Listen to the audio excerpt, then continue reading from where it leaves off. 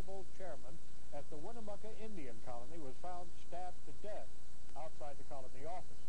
His death created a leadership vacuum and set off a battle that continues to this day. Tonight in our continuing special report, News Channel 8's Ed Pierce explores the fallout from a murder on the reservation. It is hardly news that history has rarely been kind to the Native American people, that history takes its cruelest turn when it divides the people among themselves with bitter and even deadly results.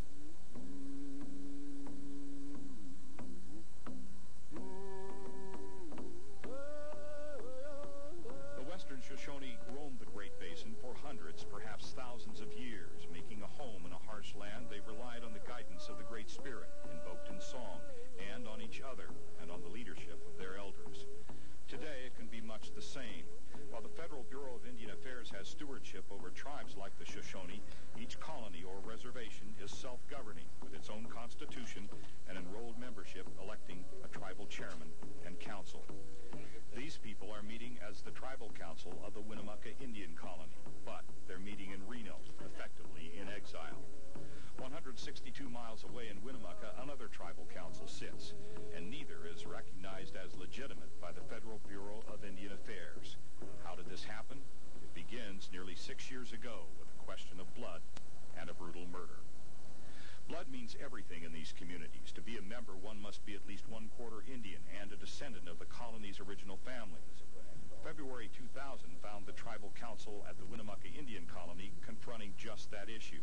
The chairman was 66-year-old Glenn Wasson, its vice chairman William Bills, a young man who had been adopted by a tribal member.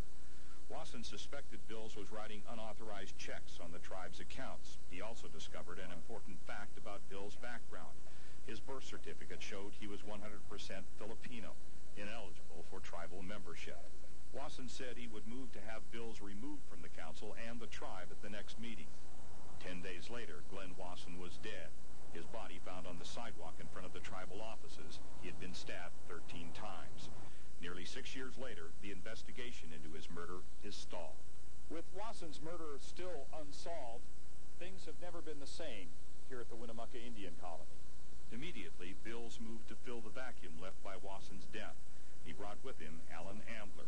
Ambler was then chairman of the Lovelock Colony. I was asked to assist them in writing grants and trying to get some contracts to provide services for the people that lived here.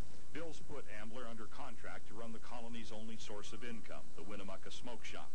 In the months that followed, the other members of the tribal council say they were forced out, even arrested when they attempt to hold a new election. The Bureau of Indian Affairs first recognized Bills as chairman, in spite of questions about his ethnic background, and then Wasson's brother Sharon, and finally, no one, declaring the colony dysfunctional. Over the years, the legal struggle over the colony leadership has been in and out of court. Today, it languishes in the Intertribal Court of Appeals.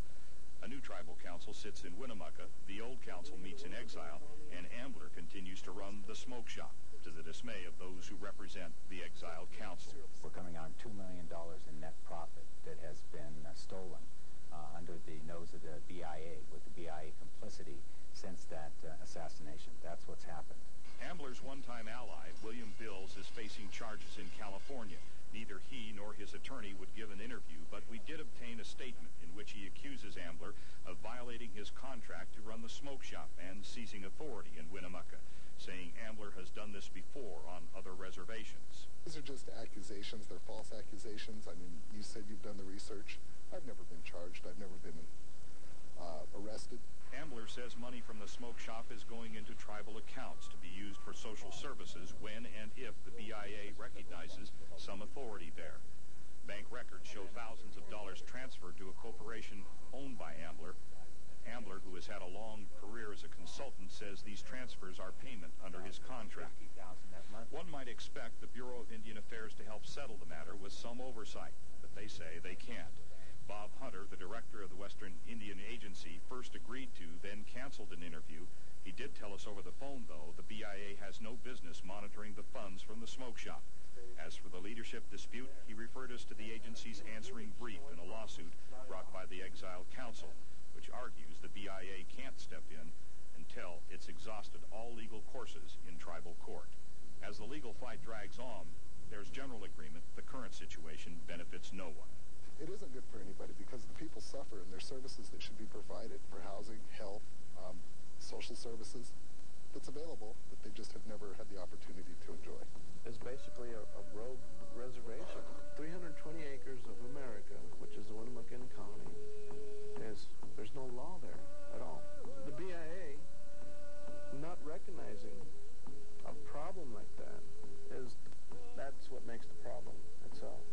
And that's a danger to the community, to the county, to American citizens in general.